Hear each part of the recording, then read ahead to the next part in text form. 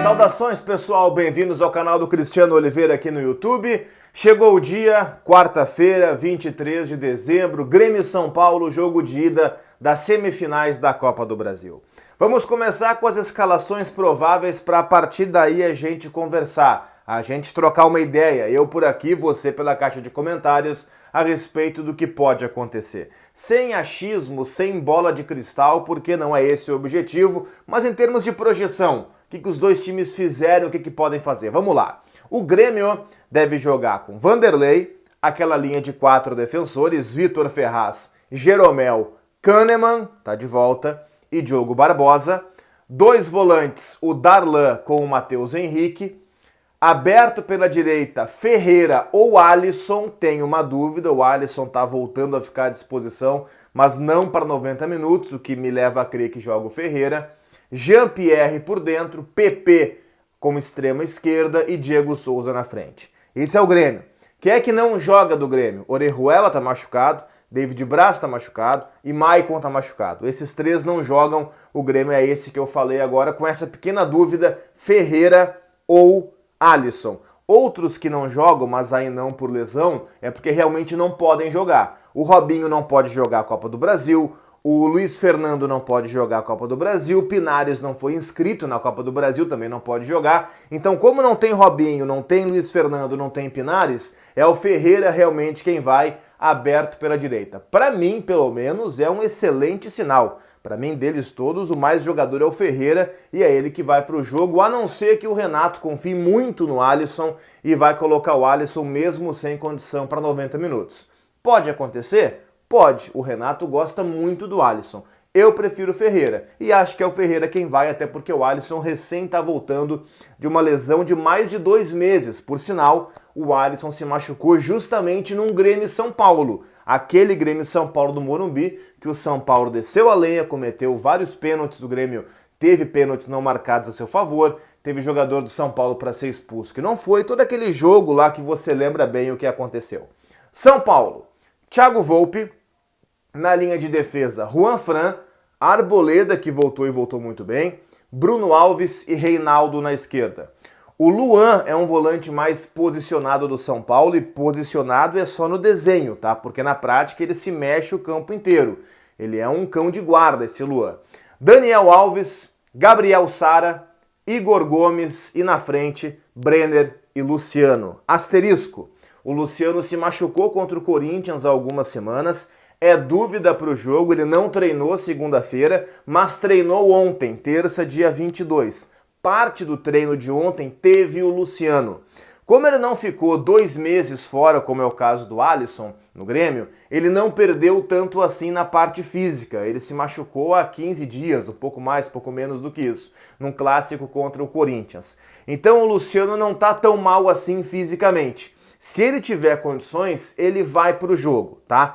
Ele não jogou na rodada passada contra o Atlético Mineiro e hoje fica à disposição, viajou para Porto Alegre, vai ficar no mínimo no banco de reservas. Se o Luciano não jogar, o Diniz vai fazer o que ele já fez contra o Atlético Mineiro e deu super certo. São Paulo venceu por 3-0.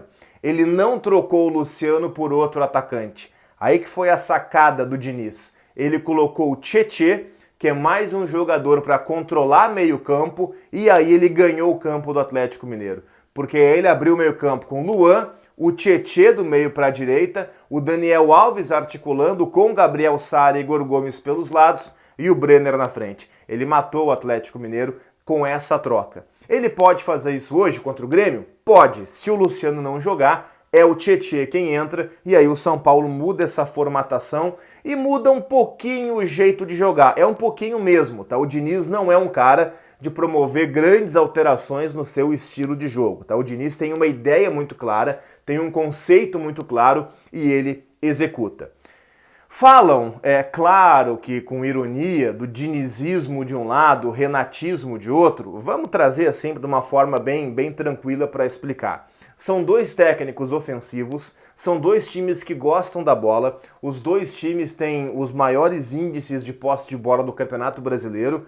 o São Paulo só perde para o Flamengo, é o segundo time que mais tem a bola no Brasil, e o Grêmio fica em quinto ou sexto, agora eu não me lembro. São os times que mais trocam passes no Brasil, atrás do próprio Flamengo, aí vem o São Paulo, mais um ou dois e o Grêmio de novo, enfim, os dois estão sempre entre os 3 ou 4 primeiros times que mais tem a bola, que mais trocam passes, e o São Paulo com um plus, que também é um time que cria muitas oportunidades, finaliza demais, é o time que mais cria chances e finaliza no Brasil, tá? Dados são do SofaScore. Aí eu peguei mais o Campeonato Brasileiro como base do que a Copa do Brasil, porque a Copa do Brasil são menos jogos e depende adversário para adversário. O São Paulo pegou um tipo de adversário, o Grêmio pegou Cuiabá, Juventude, a amostragem não ficaria muito legal. Peguei como base dados do Campeonato Brasileiro. São dois times que gostam da bola, são dois times que gostam de trocar passes, são dois times que acreditam que trocando passes curtos se consegue chegar ao gol do adversário com mais facilidade. Não são times do balão, não são times da ligação direta, não são times do bumba meu boi. Não são. Eventualmente, daqui a pouco, quando o jogo pede, o zagueiro dá uma rifada. Isso acontece mais até no Grêmio do que no São Paulo, mas em geral são times que acreditam num modelo parecido de futebol. Só que a execução é completamente diferente. O Grêmio adota aquela ideia assim do menos é mais. O Grêmio não inventa muito. A saída de bola do Grêmio é convencional, abre dois laterais, ficam os dois zagueiros. De vez em quando, especialmente quando joga o Lucas Silva ou até o Maicon, um volante volta entre os zagueiros, tem saída de 3 no Grêmio, mas assim, ó, raramente. Não é tiro raramente, não é tão raro assim, mas não é na maioria das vezes. Na maioria das vezes é uma saída convencional, o extrema fica na ponta do campo, o centroavante fica no pivô, não é um time muito móvel o time do Grêmio. Troca passes, progride em conjunto, mas não é um time tão móvel assim que vai gerar um caos no adversário. O São Paulo é bem diferente disso. É muito móvel. A saída de bola do São Paulo, os meias vêm buscar o jogo, os zagueiros abrem, os zagueiros não participam da saída perto da área, eles abrem, eles lateralizam, laterais espetam. Quando a bola sai da defesa para o meio, aí os zagueiros voltam, fica um volante entre eles, que é o Luan. O Daniel Alves, que vem buscar a bola quase como um líbero, vira o meia à frente do próprio Luan. Na frente tem movimentação, a busca é sempre gerar espaço para o atacante ocupar esse espaço, ou o Brenner ou o Luciano se jogar. É bem complexo o modelo do São Paulo, exige muito treino, exige muita repetição, exige muita compreensão. Por isso que o Diniz demorou tanto para conseguir engrenar uma sequência boa no São Paulo. Vamos lembrar que lá no começo, há um ano, ele era muito criticado, ele era chamado de professor Pardal, ele quase caiu na eliminação do São Paulo da Libertadores, ele quase caiu na eliminação do São Paulo do Campeonato Paulista para o Mirassol, então demorou para o Diniz encaixar esse São Paulo. Tudo isso que eu falei, que é complexo, ele não faz por acaso. Ele faz porque ele entende que é o melhor. Se o meia tem mais técnica para sair para o jogo, então o meia volta e faz a saída. Se o zagueiro não é tão técnico assim, deixa o zagueiro um pouco para o lado e aí quando a bola sai do perigo, bom, aí o zagueiro volta para fazer o que ele sabe que é marcar. É muito legal observar esses conceitos em funcionamento. Só que, claro, isso demanda tempo para ser aplicado. E o Grêmio tem que cuidar com cada um desses movimentos, porque cada movimento do São Paulo tem um porquê, tem um motivo, tem uma razão. E mais, o Diniz, ele não é muito de moldar o seu time conforme o adversário. Ele tem o jeito dele, ele é autoral, ele tem o conceito dele, o adversário que se encaixe no São Paulo. É isso que ele pensa como um todo. Porém, o Diniz tem uma característica que o Renato também tem. O Renato não é burro, e o Diniz não é burro. Os dois são umas águias, eles são muito espertos, eles são malandros. O Renato sabe, ou pelo menos imagina, o que o São Paulo vai fazer. Acredito que dentro do Grêmio já se saiba se Luciano vai jogar, se Tietê vai jogar. Dentro do São Paulo, óbvio que se sabe também, a não ser que faça algum teste antes do jogo. Mas o que eu queria dizer para finalizar é o seguinte. O Diniz é muito inteligente. O Diniz percebeu que o Cuca, meio de semana passado, amarrou o meio-campo do Grêmio e ele não vai fazer igual, porque não é assim que o São Paulo joga. O São Paulo é muito diferente do Santos. Não é melhor nem pior, é diferente. São jeitos diferentes de pensar futebol. Mas o Diniz pode pegar alguns elementos daquilo que fez o Cuca e dar pinceladas nesse time do São Paulo para barrar o meio-campo do Grêmio.